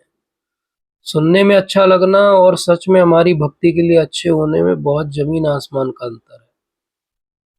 जो सुनने में अच्छा नहीं लगेगा, जो आपको बार बार कटाक्ष करेगा, वही सही में आपको गाइड कर रहा है, क्योंकि वो आपका हितैषी है। इसलिए वो, जैसे माता पिता सबसे ज्यादा डांटते हैं बच्चे को, कोई बाहर वाला व्यक्ति आके थोड़ी डांटता है। तो इसी प्रकार से जो आपका हितैषी होगा वो आपको बार बार पॉइंट करेगा, अरे आपकी इज्जत को सुधारो, अरे आपका जीवन सुधारो। लेकिन समहाउ वो शायद ताड़ना अच्छी नहीं लगती, होता है ऐसा। सुनने को लेके भी आप थोड़ा सा क्लियर कर दीजिए कि ये जो रैंडमली सुन लेते हैं फिर वो यही बोलते हैं कि रैंडमली नहीं सुनना चाहिए प्रभु जी, क्योंकि हमें समझना चाहिए सबसे कीमती हमारा समय। तो हम एक सिस्टमेटिक तरीके से चलें कि हमको अगर एक बुक लें तो हम बुक के आधार पे चलें, जैसे हम चल रहे हैं हर सैटरडे। हम पहले जब भगवत गीता ले रहे थे तो हमने भगवत गीता पहले सेक्शन वाइज सीखी, फिर हमने इम्पोर्टेंट सारे श्लोक सीखे, फिर वो हो गया तो हमने नवदा भक्ति पूरी अच्छे से सीखी, मन के बारे में, अहंकार, फिर हमने सारे अनर्थों के बारे में सीखा। हम सिस्टमेटिकली एक एक सीढ़ी चढ़ते चढ़ते अब यहाँ पे आए कि हम भागवत में फर्स्ट कैंटो में प्रवेश किए और अब हम फिफ्थ कैंटो में चल रहे हैं। तो ये सिस्टमेटिक अंडरस्टैंडिंग है। अब कोई रैंडमली एकदम से आए और कहे कि नहीं हम तो जो है वो सीधे विदग्ध माधव पढ़ेंगे, ललित माधव पढ़ेंगे, तो ये बड़ा डिफिकल्ट है। लेकिन जब आप यूट्यूब पे डालोगे तो हो सकता है पहला लेक्चर आपको विदग्ध माधव का सुनने को मिल जाए, तो आपको लगने लगा अरे बस यही मेरे लिए बना है। अरे वो तो यूट्यूब के एल्गोरिदम ने आपको उठा के दिया है, वो आपके लिए थोड़ी बना है। आपके लिए तो अभी शायद भगवत गीता बनी है। इसलिए बहुत सारे जो भाव भक्ति के स्तर की बातें करते हैं, उनसे अगर आप कहेंगे कि 15 श्लोक बताइए भगवत गीता के, तो वो 15 श्लोक कोट नहीं कर पाएंगे। अरे जब आपको 15 श्लोक भगवान की वाणी के याद नहीं, आपको भाव भक्ति मिल जाएगी, वहां भरत महाराज को नहीं मिल रही। तो ये बात समझना बहुत जरूरी कि हम किस चीज के अधिकारी हैं, अपना अधिकार ही हम समझ नहीं पा रहे। सबको ये लगने लगता है कि हाँ हम भी उतने ही महान हो जाएंगे, चार बात सुन के याद करके हम हमारे अंदर भी भाव आ जाएंगे। वो जो भाव आ रहे हैं, जो अश्रु आ रहे हैं या कभी कुछ हो भी रहा है, तो वो सब केवल भगवान की कृपा है कि वो थोड़ा सा ग्लिम्स दे रहे हैं हमको। लेकिन हमें अपनी सिंसेरिटी नहीं छोड़नी चाहिए। हम अपनी सिंसेरिटी छोड़ देते हैं या उसमें बह जाते हैं भाव में, तो वही तो हुआ भरत महाराज के साथ। वो भी भाव के कारण अपनी वैदिक भक्ति को छोड़े और भक्तों का संग छोड़े, और फिर उनका स्नेह हो गया। अगर वहां एक चेला भी उनका होता तो वो उनको पॉइंट आउट कर देता, अरे गुरु महाराज ये कुछ ज्यादा ही आपका स्नेह नहीं बढ़ रहा है, इस हिरण से छोड़ आते हैं इसको वहीं हिरणों के बीच में। वो एक चेला भी उनको सतर्क कर देता, लेकिन उन्हें लगा मैं तो महान राजा रहा हूं, मेरे लिए किसी की क्या आवश्यकता। मुझे तो कई बार लगता है वो वानप्रस्थी टाइप जाते हैं अपनी वाइफ को लेके तो भी ठीक रहता। तो इसलिए इंडिपेंडेंस किसी भी लेवल पे भक्ति में इंडिपेंडेंस जो है डेंजरस। ये बहुत बड़ा एग्जाम्पल है। वो इंडिपेंडेंस समाउ आ जाती है जब आप सीनियर बनते हो, तो आपको लगने लगता है अब तो हम ही सब कुछ है। But that should not be. Always we should have that clear understanding कि we are under some system, hierarchy, some designations, what Prabhupada is given to us. तो प्रभुपाद से इंडिपेंडेंट होके सोचना ही, अब इतने सारे जो हो रहे हैं अपने ही सोसाइटी में, हम देखते हैं इतने सारे उतार चढ़ाव, मन मुटाव, ये सब क्यों हो रहे हैं? क्योंकि प्रभुपाद पिक्चर में सेंटर में नहीं है। अगर प्रभुपाद सेंटर में होते तो ऐसे मन मुटाव इतने सब होते क्या जो हो रहे हैं? तो इसका कारण ये है कि प्रभुपाद को कहीं हमने छोड़ दिया है। इसलिए इंडिपेंडेंस जहां कोई डिक्लेयर करेगा अपनी, तो माया तुरंत उसको पकड़ लेगी। तो वही होता है।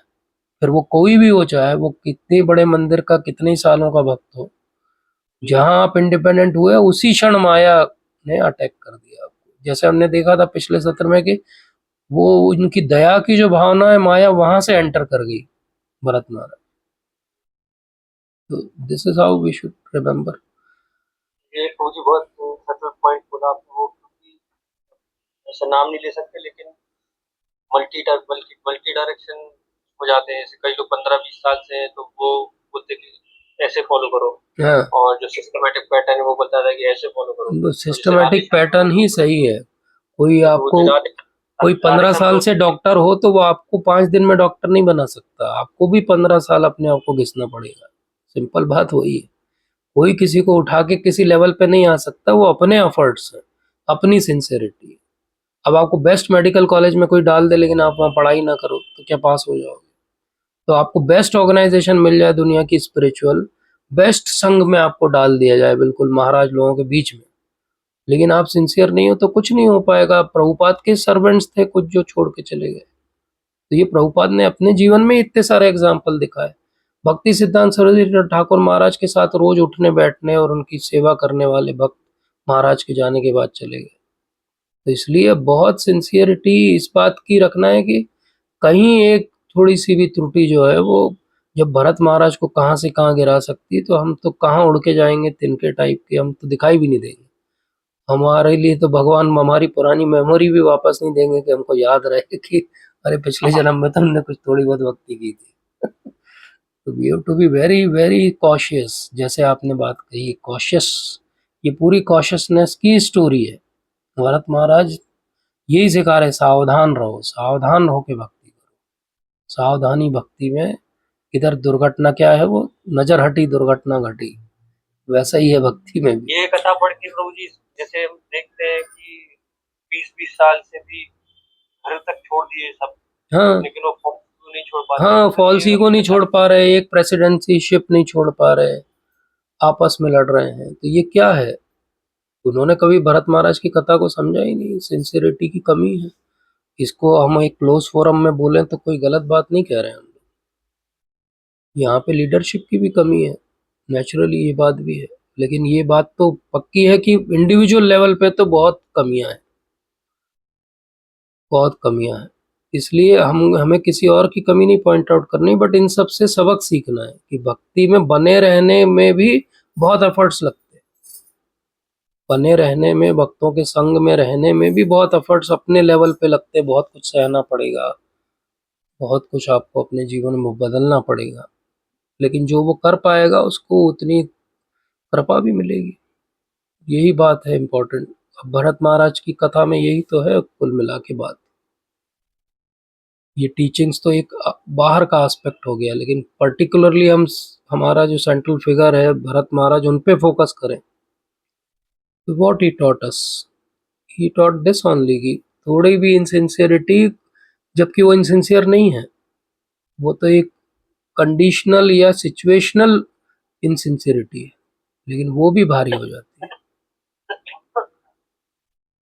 तो यही बात अपने को ध्यान रखनी चाहिए। पवित्र नरहरि प्रभु जी कुछ कहना चाहते? हरे कृष्णा प्रभु जी। हरे कृष्णा जी माता जी, Hare Krishna. Neglect the mind, mind को तो निग्लेक्ट किया पर उसको किसी पॉजिटिव डायरेक्शन में हाँ, लगाना पॉजिटिव में पड़ेगा ना। लगाना पड़ेगा, बिल्कुल। यही इसी बात पे हमने एंड भी किया था आज कि पॉजिटिव। नहीं, इसमें 11 इसके 11th अध्याय में लास्ट श्लोक में लास्ट बोला है श्लोक में, यस। कि इसकी उपेक्षा करने से तो इसकी शक्ति और बढ़ जाएगी। How it will be. हाँ, उपेक्षा करने से शक्ति उसकी नहीं बढ़ेगी, ऐसा उसका ट्रांसलेशन प्रभुपाद नहीं देते हैं। प्रभुपाद ये समझाते हैं कि उपेक्षा करना एक एस्पेक्ट है। मतलब जैसे हम टेक्निकली बोलते हैं ना, डूज एंड डोंट्स। हम किसी को अगर कोई डिजीज में आया, मान लीजिए जॉन्डिस में, तो हम उसको दवाई लिखते हैं, तो हम दो चीजें बोलते हैं, ये खाना है और ये नहीं खाना है। तो जो नहीं खाना है वो भी इम्पोर्टेंट है, डू और डोंट्स भी दोनों इम्पोर्टेंट है। इसी तरह से नेग्लेक्ट करना माइंड को एक एस्पेक्ट है उसको कंट्रोल करने का, और डेफिनेटली दूसरा एस्पेक्ट है उसको पॉजिटिवली लगाना। जैसे हमने भी सत्र के अंत में कहा था कि कर्मणा मनसा गिरा, तो कर्म से, मन से, हर तरह से, हृदय से बिल्कुल जो है वो अपने आप को भगवान में समर्पित कर देना, वो एक एस्पेक्ट है उसका। बट डेफिनेटली उसकी शुरुआत नेग्लेक्ट से होगी, क्योंकि सही डायरेक्शन में लगाने के लिए पहले उसको चैनलाइज करना पड़ेगा। तो इसीलिए नेग्लेक्ट अकेला काम नहीं करेगा। तो इसलिए वो कहते हैं, प्रभुपाद ने जो इसका ट्रांसलेशन दिया 17 श्लोक का, this uncontrolled mind is the greatest enemy of the living entity. If one neglects it और give it a chance, it will grow more and more powerful and will become victorious. Although it is not factual, it is very strong. It covers the constitutional position of the soul. तो इसलिए वो आगे clarify करते हैं, O king please try to conquer this mind by weapon of service to the lotus feet of the spiritual master. तो उन्होंने dos भी बता दिए, डोंट्स भी बता दी, और आखिरी वर्ड सबसे इंपॉर्टेंट मैं बोलना चाह रहा था, ध्यान से उतर गया, उसको भी सुनिए, आपने अच्छा याद दिलाया। O king please try to conquer this mind by the weapon of service to the lotus feet of spiritual master and of the supreme personality of godhead, full stop. Do this with great care. ये है आखिरी word जो प्रभुपाद ने translate किया है, do this with great care. हमारे इसमें भी यही है जी, कि इसमें तुम सावधान होकर, सावधान, वही सावधानी की बात कर रहे हैं हम लोग। चरणों सावधानी, की उपासना के अस्त्र से इसे मार डालो। यस। तो सावधानी, सावधानी, ये पूरा जो स्टोरी है, ये सावधानी की स्टोरी है, सावधानी की स्टोरी है, सावधानी भक्ति में। थैंक यू माता जी, thank you so much, thank you. पवित्र नरहरि प्रभु जी,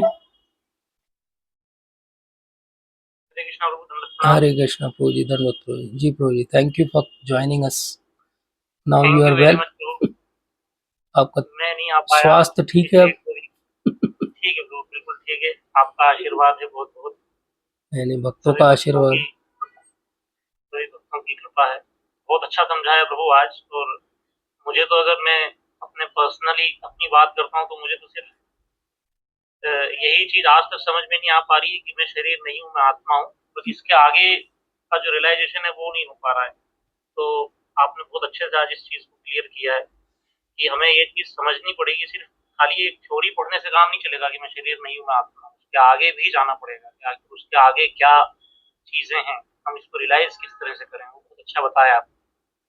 क्योंकि ये फॉल्स आइडेंटिटी जो है, ये तो बहुत मुश्किल है। इस अविद्या से निकल पाना बहुत मुश्किल काम है। और इसके 10वें चैप्टर में जो है वो बड़ा अच्छा श्लोक भी है, 22वां श्लोक इसमें दिया हुआ है मन के बारे में, आत्मा के बारे में, कि हम अपनी फॉल्स आइडेंटिटी बना लेते हैं और यहीं के सुख और दुख को ही हम अपना सब कुछ मान लेते हैं। बस वही हम तो अपने शरीर को उससे जोड़ लेते हैं और फिर वही हमारा सब कुछ बन जाता है।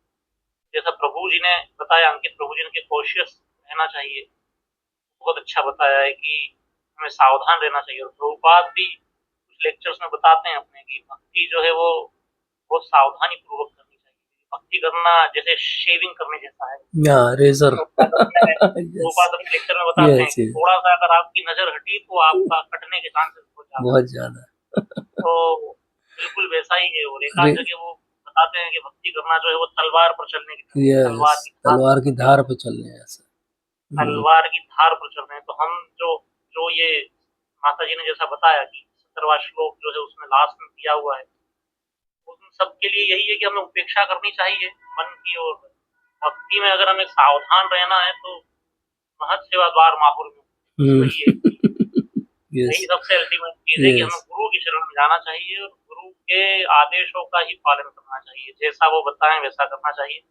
सावधानी भी बनी रहेगी और मन की उपेक्षा भी तभी हो सकती है जब, जैसा आपने बताया कि एसोसिएशन बहुत जरूरी है। अगर भरत महाराज एसोसिएशन में रहते तो भाव के स्तर से शायद प्रेम नीचे के नहीं आ स्तर। पाते। लेकिन हम लोगों के लिए बहुत अच्छी सीख है। और वो तो खैर वैसे इसमें जड़ भरत महाराज के बारे में बताया हुआ है 19वें श्लोक में कि वो तो भगवान के ही तुल्य थे। हाँ, सिर्फ हम भगवान लोगों को की सिखाने के संज्ञा दी लिए है उनको, बिल्कुल बिल्कुल। ये उनको भगवान के यस तुल्य की संज्ञा दी। यस, अर्थात जड़ भरत महाराज से कोई गलती नहीं हुई है। ये हम मतलब मुझ जैसे जीव को सिखाने के लिए ये यस पूरा प्रसंग है। यस यस, ये वो बेसिकली हम बहुत ये अच्छी समझे कि सुपरलेटिव्स उनके लिए वहाँ पे उपयोग किया उन्होंने। वो कहा है कि सबकी बहुत कृपा अच्छा कृपा करने के लिए यहाँ पर आए हैं। बिल्कुल बिल्कुल हम क्या मतलब निकेतन स्पेशली कुछ वर्ड एक यूज किया उन्होंने, बहुत सुंदर, बहुत।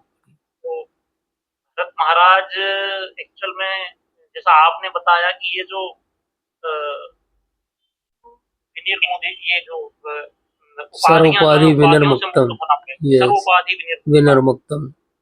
यस, तो ये बहुत जरूरी है। तो बहुत अच्छा था प्रभु जी। और भक्ति विनोद ठाकुर इसमें एक थोड़ा सा मुझे वो है प्रभु जी, थोड़ा सा बताइएगा। भक्ति विनोद ठाकुर अपने इस परपट में प्रभुपाद लिख रहे हैं कि भक्ति विनोद ठाकुर बोल रहे हैं कि हमें अपने मन को जो है वो बार बार जूतों से पीटना हाँ, है। ये हमने पिछले सत्र में डिस्कस कर लिया था जब मन की बात कर रहे थे, इसलिए आज हमने ज्यादा डिस्कस नहीं किया।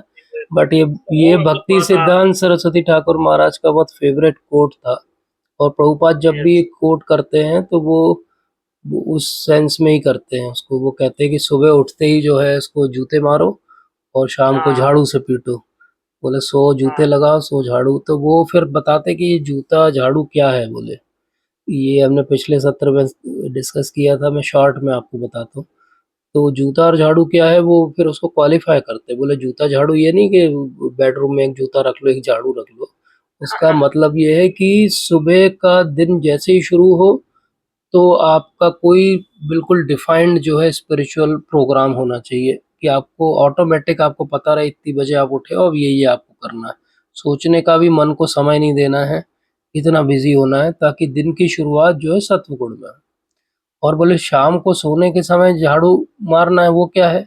बोले वो दिन भर में अपन ने जो भी गलत और कुछ अपने मन में अक्यूमुलेट की होंगी इच्छाएं, उन सबको नष्ट करो और चाहे नाम जप करके या किसी प्रकार से जो है अपने आप को क्लीन रखो ताकि आप जब सो तो आपका भाव सही रहे। तो इस प्रकार से वो कहते हैं कि दिन की शुरुआत और दिन का अंत जो है वो एक रेगुलेटेड सिस्टम और क्लीनिंग की प्रोसेस से होना चाहिए जो आपकी कॉन्शियसनेस को धीरे धीरे क्लीन करे। इसी को वो झाड़ू और वो कहते हैं, जूता कहते हैं। थैंक यू यस वेरी प्रभु मच। जी। बहुत अच्छा लगा, बहुत बढ़िया आपने समझाया। नहीं ये सब प्रभुपाद की बात है प्रभु जी, मैंने कुछ नहीं समझाया। But it is always good to see you because you love reading Bhagavatam and it's very Hare inspiring. Krishna Yes और beta, pure yes education. yes beta, thank you thank you very much. thank you, yes बेटे। प्रभु जी, मेरा प्रश्न इस सत्र से अलग है, मैं पूछ सकती हूँ? हाँ पूछिए ना बेटा, पूछिए। प्रभु जी, तुलसी हमेशा तुलसी जी को जब भोग लगाते भगवान जी को तो क्यों रखते हैं? हाँ, क्योंकि भगवान ये बताना चाहते हैं हम सबको कि वो भक्तों से कितना प्रेम करते हैं। भगवान भक्तों से इतना प्रेम करते हैं कि उनके बिना वो कुछ भी ग्रहण नहीं करते। भगवान की जो सबसे बड़ी भक्तिन है वो तुलसी महारानी है, क्योंकि वो वृंदा देवी के रूप में भगवान की जितनी लीलाएं होती हैं उनका पूरा संपादन करती हैं। इसलिए भगवान ने उनसे प्रॉमिस किया है कि मैं कुछ भी ग्रहण करूंगा तो तभी करूंगा जब वो तुलसी के साथ मेरे सामने आएगा। तो वो भगवान का एक बार किया वो प्रॉमिस, उसको वो हर बार हर भक्त से कहते कि आप भी इस बात को याद रखो कि जब भक्तों का संग रहेगा तभी मैं आपको ग्रहण करूँगा। आप भक्तों के संग से अलग हो जाओगे और आप कहोगे कि मैं अकेले आपकी भक्ति करता हूँ, तो भगवान हमें ग्रहण नहीं करेंगे। ठीक है बेटे? तो बहुत प्रभु जी अच्छा अगर है, हम बहुत अच्छा है आप इतनी छोटी उम्र में इतना बड़ा प्रश्न पूछ रहे हो। प्रभु जी अगर हम वो में तुलसी जी डालना भूल गए, अगर रात हो गई तो फिर भगवान जी खाते हैं या नहीं? आप जब इतने प्रेम से दोगे बेटा तो भगवान जी सब कुछ खा लेंगे, डोंट वरी। ठीक है? आपका प्रेम बहुत निश्चल है भगवान के प्रति, भगवान सब कुछ ग्रहण कर लेंगे, आप जो दोगे सब ले लेंगे। ठीक है? So don't think about it. ठीक? धन्यवाद प्रभु जी। थैंक यू बेटा। पंकज प्रभु जी,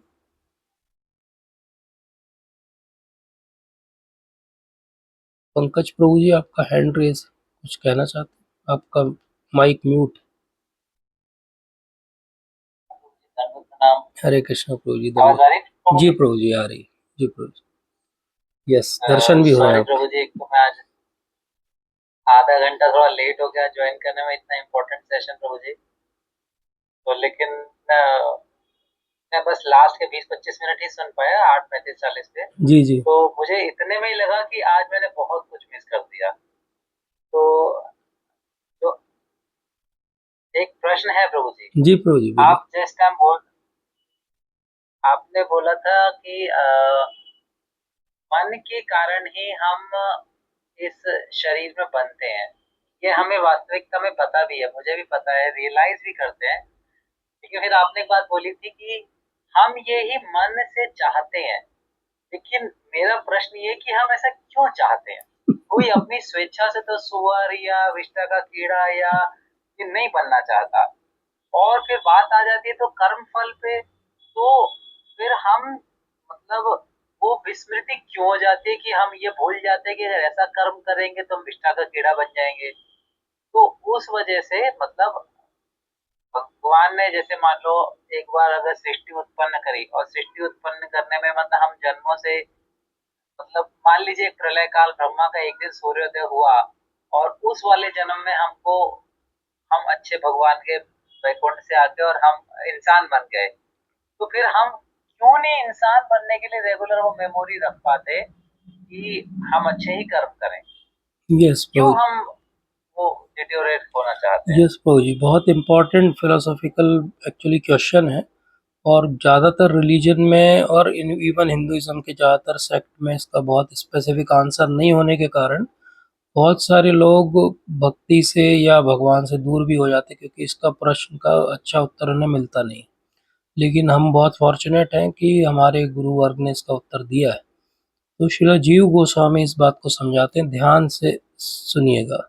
जीव गोस्वामी कहते हैं कि हर जीवात्मा जैसे ही भगवान से बहिर्मुख होती है, जिस भी स्थिति में, चाहे वो भगवान के धाम में हो, चाहे वो एक बीच में नो मैंस लैंड है जहाँ से महाविष्णु से बहुत सारे पोर से बहुत सारी आत्माएं निकल रही हैं, और हर क्षण उनके पास में ऑप्शन है कि वो किधर मुड़ेंगी। जैसे ही वो भगवान से बहिर्मुख होके स्वयं जो है वो जो भी एंजॉयमेंट है सो कॉल्ड उसको प्राप्त करने का प्रयास के लिए उद्यत होती है, उसी क्षण जो है जगदानंद पंडित समझाते हैं कि उसी क्षण जो है माया आपको पकड़ लेती है। ये माया जब पकड़ती है तो पहला जन्म जो है वो मनुष्य का जन्म नहीं होता है हमारा, पहला जो हमारा जन्म होता है वो ब्रह्मा का जन्म होता है। और जब हम ब्रह्मा के जन्म में अगर अच्छे से भक्ति नहीं करते हैं और भगवान की सेवा नहीं करते हैं, जो उस जन्म में भी सेवा कर लेते हैं वो भगवान के धाम चले जाते हैं, वो नीचे नहीं गिरते हैं। भगवान बहुत दयालु है।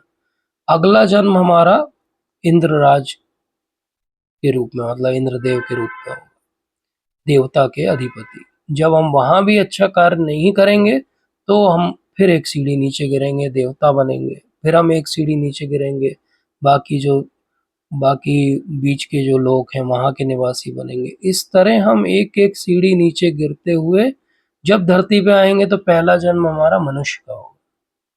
और फिर जब मनुष्य के जन्म में भी हमारे कर्म मनुष्य उचित नहीं होंगे तो ही भगवान दूसरी योनि देंगे।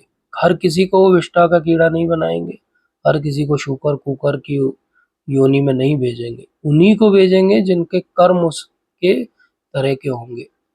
उनमें से कुछ होंगे जो मनुष्य के उचित कर्म करेंगे, उनको अगली योनि में मनुष्य की ही देंगे। भगवान कहते भी हैं, जब भगवान से अर्जुन पूछते हैं कि ये जो योगी है जो असफल हो गया उसकी क्या गति होगी, क्या वो बादल की जैसे छिन्न भिन्न होके खो जाएगा, क्या उसके सारे प्रयास निष्फल हो जाएंगे? तो भगवान बहुत दयापूर्वक कहते हैं, नहीं नहीं, ये ऐसा है कि स्वल्पम अल्पस्य धर्मस्य त्रायते महतो भयात्। थोड़ा सा भी प्रयास जो है आपको बड़े बड़े भय से रक्षा करे। वो भय क्या है? तो विश्वनाथ चक्रवर्ती ठाकुर पादवान समझाते, वो भय क्या है? बोले वो भय है अधम योनियों में जाने का भय, वो भय है नीचे यमलोक में जाने का भय, वो भय है ऐसे ऐसे स्थानों पे जाने का भय जहाँ हम नहीं जाना चाहते। तो भगवान इतने दयालु हैं कि हर बार वो आपको एग्जिट प्लान दे रहे हैं, हर बार आपको एग्जिट प्लान दे रहे हैं। आप हर एग्जिट प्लान को नकारते हुए जब धरती पे आके मनुष्य के उचित भी कर्म नहीं करते, और जब मनुष्य से अधम ऐसे कर्म करते हैं, तब हमको भगवान जो है वो दूसरी योनियों में भेजने के लिए बाध्य हो जाते हैं। क्योंकि जैसे ही आप धरती पे आए, कर्म का जो सिद्धांत है वो लागू हो गया आप पे, और आप जो है ऑटो मोड पे चलोगे। अब वो ऑटो मोड में हम कभी कुछ बनेंगे, कभी कुछ बनेंगे। 84 लाख योनियों में अलग अलग योनियां हमें मिलेंगी। हम धीरे धीरे हर योनि जो भोग योनि है भोगते जाएंगे, लेकिन हर बार जब मनुष्य बनेंगे तो हम कुछ कर्म एकत्र करते जाएंगे और हमारा प्रारब्ध का जो बहुत बड़ा बैंक अकाउंट बना लेंगे।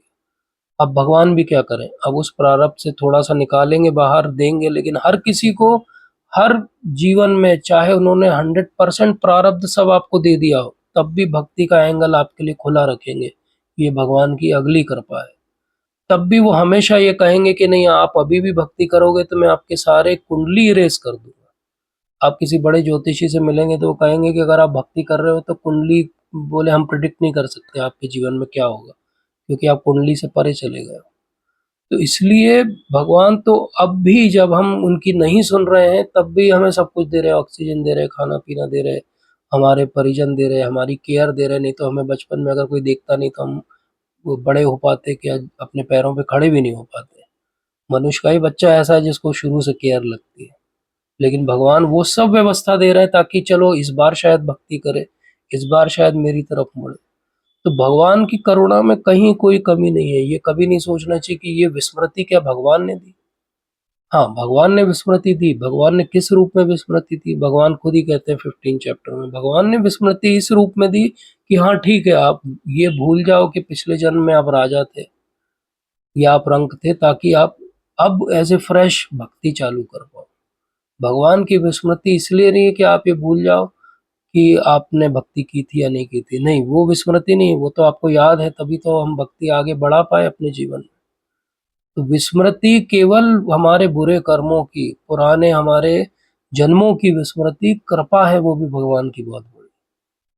और सब कुछ जो याद है वो भी भगवान से आ रहा है। वो कैसे आ रहा है? जो कुछ याद है वो भी क्या है, जो भक्ति हमने की थी वही तो याद है बस, और तो कुछ भी याद नहीं।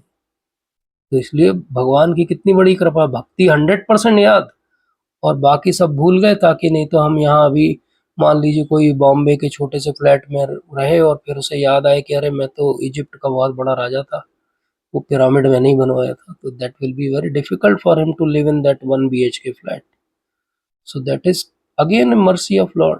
So that way, if you see this whole system, this whole creation, this cosmic manifestation and mechanism is for one purpose only, that somewhere we move our face towards Lord. Even कोई कहे कि ये सारे दुख इतने सारे ये क्यों दे रहे हैं भगवान, हर दुख के साथ भगवान एक राइडर दे रहे हैं कि हाँ, ये दुख का जो एक्चुअली निवारण है वो मेरी भक्ति से होगा, तुम मेरी तरफ मुड़ो तो सही।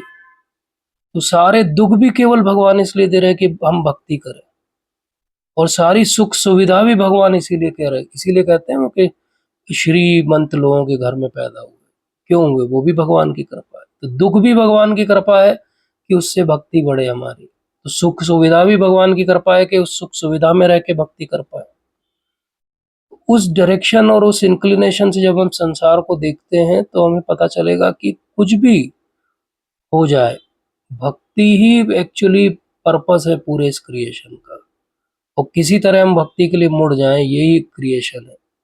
अब इस दौरान कभी कभी कुछ ऐसी योनियों में हमें आना पड़े, जैसे आपने एग्जाम्पल दिए शूकर, कुकर, मलका, विष्ठा का कीड़ा, तो वो भी एक्चुअली भगवान तो वहाँ भी परमात्मा के रूप में हमारे साथ विद्यमान है। तो ये सोचना कि क्या भगवान दया नहीं करते, भगवान दया नहीं करते होते तो वो विष्ठा के कीड़े के रूप में जब हम उस योनि में हैं तो भगवान हमारे साथ हम विष्ठा में भी बैठे हुए हैं, जहाँ हमारे सारे परिजनों ने छोड़ दिया था हमको पिछले जन्म में। तो इस तरह से वो भी भगवान की महान कृपा ही तो है कि वो कहीं छोड़ते नहीं हमको एक क्षण के लिए, बाकी सब छोड़ देते हैं, भगवान नहीं छोड़ते कभी। भगवान ने हमें कभी नहीं छोड़ा, जब हम शूकर कुकर थे, कीचड़ में थे, नाली में थे, तब भी नहीं छोड़ा, जब हम बैक्टीरिया थे तब भी नहीं छोड़ा, और आज जब हम मनुष्य हैं तब भी नहीं छोड़ रहे। तो that way if we understand it, then it is all mercy of lord. Otherwise how is it possible that we are discussing about. Ankit Prabhu ji ने कुछ लिखा। हरे कृष्ण। जी प्रभु जी। जी प्रभु जी। प्रभु जी बिल्कुल आपकी बात मुझे बहुत अच्छे से आपने समझाया, और बहुत अच्छे से मतलब मैं फोकस होकर सुन भी रहा था, समझ भी आ रही है, अंदर उतर भी रही है।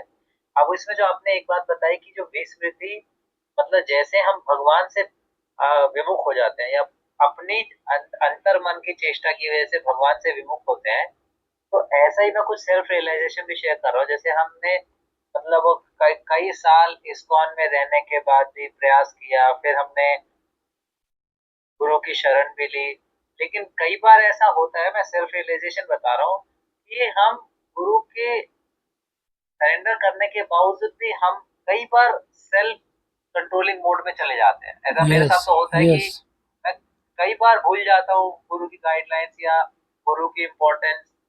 ऐसा क्यों होता है, जब हमको तो पता है कि अभी मनुष्य जीवन में भी कि भैया अगर मैं भटकूंगा तो मैं पतन होगा, मैं लोअर लेवल में जाऊंगा, लेकिन फिर अभी वो कॉन्शियसनेस प्यूरिफाई क्यों नहीं होती? मतलब ऐसा खुद का कंट्रोल लेने की वो चेष्टा क्यों आती है? खुद का कंट्रोल लेने की चेष्टा इसलिए आती है प्रभु जी कि अभी भी वो जो हमारे अंदर की कंडीशनिंग्स हैं वो पूरी तरीके से क्लियर नहीं हुई। तो किसी ने बहुत सालों तक अगर एक तरीके से व्यवहार करने के लिए अपने आप को ट्रेन किया है तो बहुत डिफ़िकल्ट है कि वो अपने आप को इम्प्रूव कर पाएगा बहुत जल्दी। मैं आपको एक छोटी सी स्टोरी बताता हूँ इसके लिए। ये एक हमारे बहुत अच्छे प्रभु जी, उन्होंने ही मुझे बताई थी। तो वो एक स्टोरी बताते हैं कि बोले एक व्यक्ति है, मैं शॉर्ट में बता रहा हूँ बहुत। एक व्यक्ति है, उसको चिंतामणि जो स्टोन होता है, टच स्टोन, वो चाहिए। तो वो जाता है किसी साधु के पास, तो वो कहता है कि ये जो बीच है इसी पे वो स्टोन है। बोले कैसा दिखता है? बोले राउंड ब्लैक स्टोन है। बोले इतने सारे सभी राउंड ब्लैक स्टोन है? बोले हाँ। तो बोले वो राउंड ब्लैक स्टोन ही है वो। बोले मैं कैसे पहचानूंगा कि वो चिंतामणि? बोले उसको पहचानने का एक तरीका है। बोले ये सारे स्टोन जो है ना वो वार्म होंगे और वो एक स्टोन जो होगा वो कोल्ड होगा।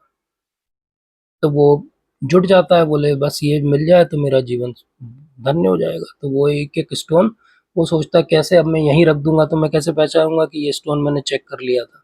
तो वो क्या करता है, बोले ये जो स्टोन नहीं है उनको मैं फेंकता जाता हूँ। तो वो समुद्र में डालना चालू कर दे। बोले ये नहीं है, बोले ये नहीं है, बोले ये नहीं है। अब उसको कई दिन हो जाते हैं ऐसे फेंकते फेंकते, नहीं मिलता उसको। बोले ये तो वार्म है, ये तो वार्म है, ये तो वार्म है, ये तो वार्म है। इतने में एक दिन ऐसा होता है कि उसके हाथ में एक स्टोन आता है और वो कोल्ड है।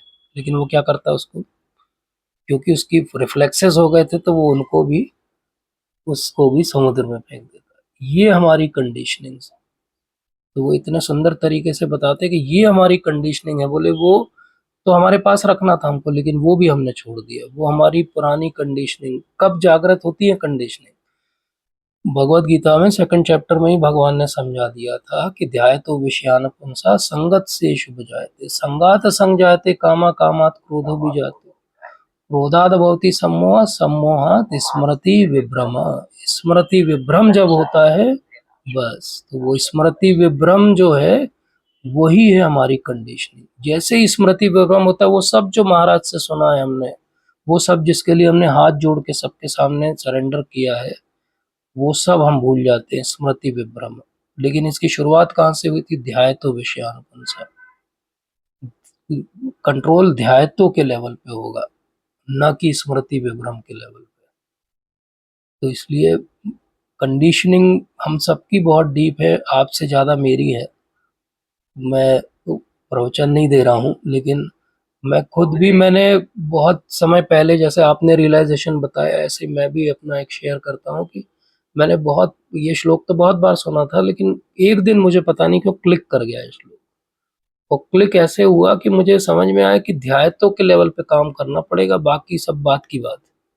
अगर ध्यायतों को पकड़ लिया तो बाकी सब हो जाएगा, क्योंकि आगे की तो सीक्वेंस है वो, और सीक्वेंस का पहला स्टेप पकड़ लोगे तो सब हो जाएगा। And that was the day when I understood this shloka. काम करना है तो ध्यायतों पे करो, इनपुट पे काम करो, इंद्रियों से क्या आप ग्रहण कर रहे हो उस पे काम करो, बाकी सब हो जाएगा। बाकी के लिए वरी करने की बात नहीं।